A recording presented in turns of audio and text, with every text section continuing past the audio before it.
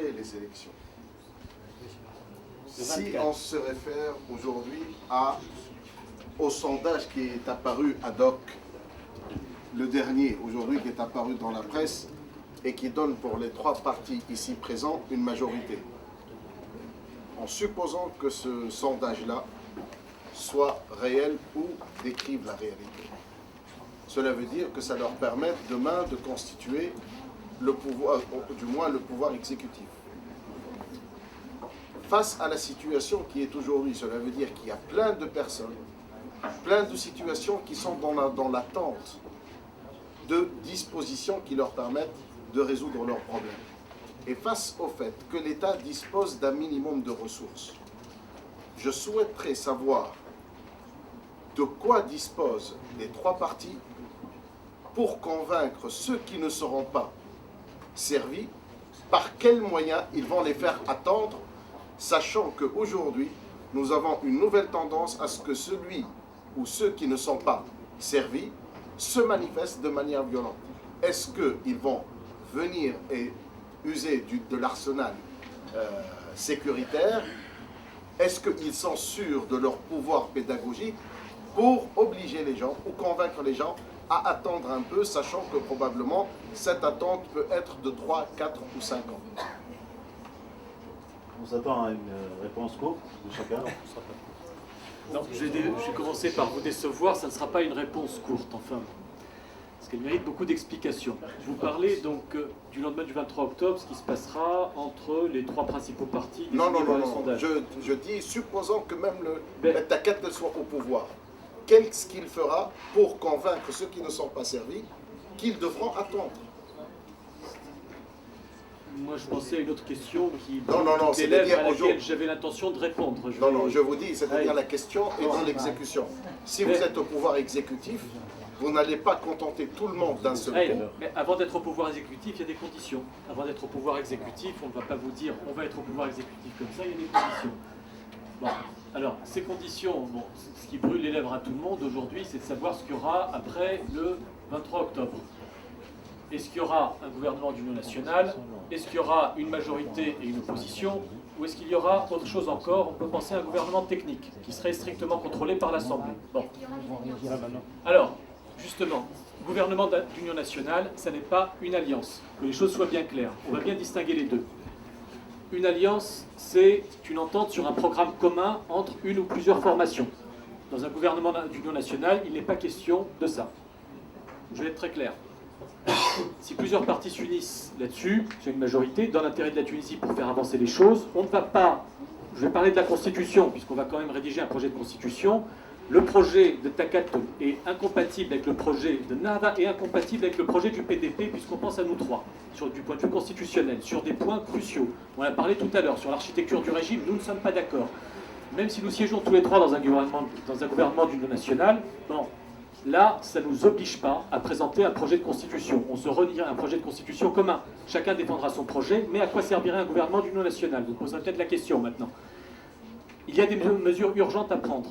Des mesures urgentes sur le plan économique et social qui ne peuvent pas attendre. Effectivement, là, c'est des mesures sur lesquelles on pourrait trouver un consensus.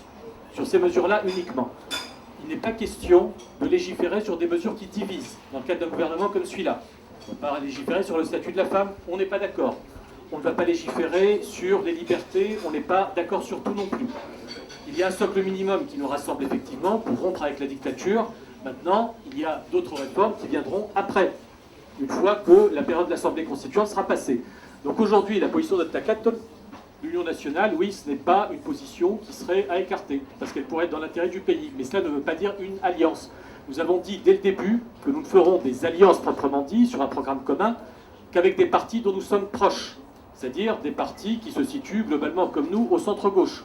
Des partis qui sont pour une économie de marché et pour une grande ambition sociale, qui sont pour une forte protection des droits humains, qui sont pour sacraliser le statut de la femme. Voilà, c'est ça, nos alliés, c'est cela, pas d'autres. Bon, aujourd'hui, pour le gouvernement d'union nationale, c'est l'intérêt national qui est en cause. Je ne sais pas si j'ai répondu à la question, mais en tout cas, j'ai répondu à une question qui brûle toutes les lèvres. Vous n'avez même pas répondu. Ah bon. Supposons aujourd'hui, je vais prendre un cas extrême, supposons que Takat est 100%. Supposons. Donc, supposons que Takatel est 100%, il va constituer le gouvernement. Supposons, c'est-à-dire la supposition va marcher pour les trois partis.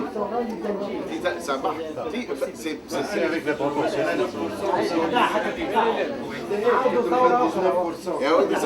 C'est une hypothèse. En tout cas, les politiques. Supposons que vous ayez. Supposons que Takatel est en charge de l'exécutif. Supposons ça.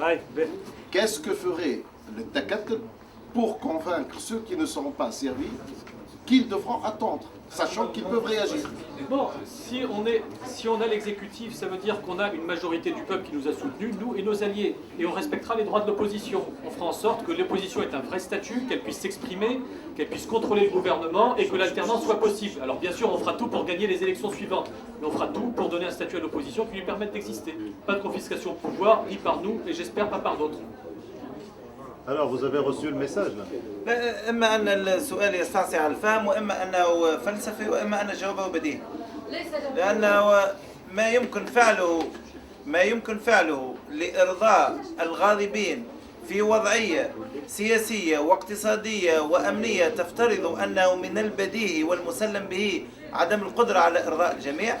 ما يجب فعله في دولة وقعت فيها ثورة لن يكون التعسف، لن يكون استعمال الأمن، سيكون السعي إلى تحقيق الحد الأدنى المعقول والواقعي من المطالب الاقتصادية والاجتماعية ثم استعمال بيداغوجيا في مزاد على ذلك. Effectivement, dans la question, il y a deux volets. Le volet des personnes qui ne sont pas servies, en fin de compte, des citoyens qui ne pourront pas peut-être bénéficier des fruits de la révolution. Effectivement, ceux-là, il faudrait qu'on soit solidaires tous ensemble, qu'on les aide au maximum, qu'on mette en place les mécanismes et qu'on puisse les aider et qu'on puisse dépasser ce cap difficile, parce qu'en réalité, ce n'est pas avec une baguette magique que l'on va résorber les 700 000 chômeurs qui existent actuellement. Mais de l'autre côté, si on prend le chef de la chose, et du côté politique peut-être, comme l'a voulu présenter notre ami, le service, on sert quoi? Qu'est-ce qu'on est en train de service ou de fractionner? Un gâteau? Là, il n'y a pas de gâteau à partager entre nous. Et nous disons effectivement, et nous sommes clairs là-dessus, commencer déjà à donner des quotas ou on va rentrer dans l'histoire des ministres, combien je veux de ministres et combien tu veux de ministres, etc. On ne va pas s'en sortir. En réalité, pour nous, la chose est simple et claire. Il faudrait absolument qu'il y ait un gouvernement, je dirais, de responsabilité nationale. Là, effectivement, depuis d'ailleurs, tout à l'heure, j'avais proposé de dépasser le cadre politique, de scinder le cadre politique du cadre économique. C'est dans ce sens parce qu'il y a des problèmes économiques qui sont très importants, il y a des problèmes qui sont au niveau de la sécurité qu'il va falloir résoudre, il y a des problèmes au niveau de la justice qu'il va falloir résoudre, et tous ces problèmes-là, c'est pas seulement ils seront résolus, ils sont tellement importants qu'ils doivent être pris en charge par le Parlement, par l'Assemblée constituante.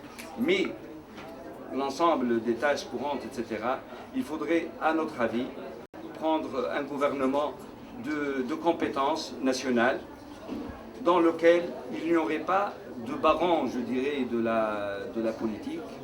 C'est vrai, on ne peut pas, tout gouvernement, même si on l'appelle technocrate, il est quelque part politique en soi, mais quand même on peut essayer de prendre des gens qui gravitent un peu autour des partis qui sont dans la société civile, etc., mais pas spécialement impliquer les personnes, les ministres, en tant que représentants des partis. Merci. Et Émergence, donnez sa lecture de vos programmes, parce qu'apparemment Émergence a étudié vos programmes, va vous faire toute une lecture et après vous allez avoir un droit de réponse. Allez-y. Merci beaucoup, messieurs, et je tiens absolument à préciser que le débat n'est pas fini, parce qu'il y a énormément de gens qui aimeraient bien vous poser des questions encore dans cette configuration-là, ou probablement autour d'un verre tout à l'heure. Néanmoins, vous avez fait le déplacement pour venir jusqu'à nous. Nous avons analysé vos travaux et nous avons une évaluation, notre perception de vos travaux. Et on aimerait bien vous donner un feedback à toute fin utile. Est-ce que vous voulez bien partager ça avec nous? C'est Mohamed Fakir, qui nous a concocté ces éléments de conclusion avec les éléments dont on dispose. Mohamed, à toi. Merci. En tous les cas, à la démocratie, donc on veut tous parler, on veut tous discuter en fait. On me dit aussi que les engagements, ou la promesse n'engage que celui qui l'entend. Et comme moi j'entends des engagements et que dans quelques semaines je vais mettre un bulletin, donc je vais être sûr de mon engagement. En fait. On dit aussi que on a beaucoup entendu, on a entendu beaucoup de choses et c'est très intéressant et ça permet de répondre à beaucoup de questions. Comme on dit en arabe, il-ilm farras, moi je fais corras, mais en même temps en français on dit il n'y a que les écrits qui restent. Et nous sommes basés sur vos écrits, alors vous nous excuserez si jamais vous voyez une déviation, donc vous réagirez. On a comparé de manière quantitative. Pourquoi de manière quantitative? Parce que il se trouve qu'en communication, et vous êtes bien placé pour le savoir, plus on répète les choses, plus on les retient, et dans la communication politique c'est important. Donc on a essayé de regarder tous vos programmes. Alors pardon